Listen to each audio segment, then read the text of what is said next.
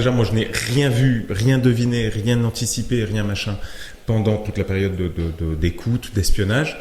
Et c'est simplement un jour l'équipe de Radio France et une journaliste en particulier qui est venue me voir et qui m'a dit Joseph, vous êtes espionné par Pegasus, ou plutôt on soupçonne que vous êtes espionné par Pegasus, est-ce que vous accepteriez de nous prêter votre téléphone? Je dis, vous êtes gentil, mais j'ai un petit problème de secret professionnel quand même. Bon, on a trouvé une solution et ils m'ont démontré que oui, j'ai été espionné pendant plusieurs mois. Comment ils l'ont trouvé? Bon, en fait, ils ont fait une copie des données de mon téléphone et ils ont soumis cette copie à un laboratoire de chez Amnesty, et le laboratoire d'Amnesty qui malheureusement avait l'habitude à identifier des traces de Pegasus.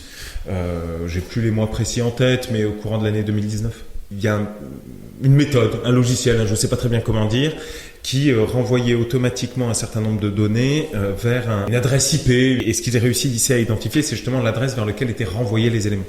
Pourquoi vous? Alors ça, je pense qu'il faut poser la question aux autorités marocaines et aux autres autorités aux autres pays qui ont donné l'ordre de m'espionner le cas échéant.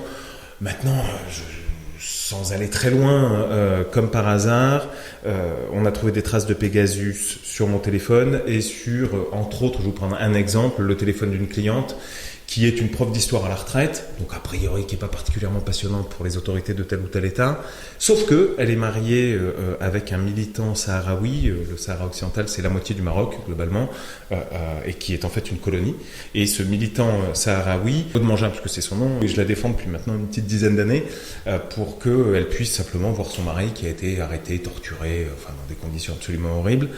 Et donc je suis à peu près sûr que c'est au moins pour ces questions où je défends des militants du Sahara occidental libre. Voilà. Et est-ce que vous êtes toujours infecté du coup aujourd'hui? Ah bah alors ça c'est eux qu'il faut poser la question. Là j'en sais rien, j'espère que non. Vous doutez pardon? Vous doutez? Ah bah je suis à peu près sûr que si je ne suis pas infecté par Pegasus, je suis infecté par autre chose. Depuis, et sans donner de détails, j'ai appris qu'à d'autres périodes de l'année, par d'autres donneurs d'ordre, il y avait eu d'autres logiciels, pas forcément sur mon téléphone, ça pouvait être sur des mails, ça pouvait être sur autre chose. Donc oui, la réalité, de toute façon, il faut être clair.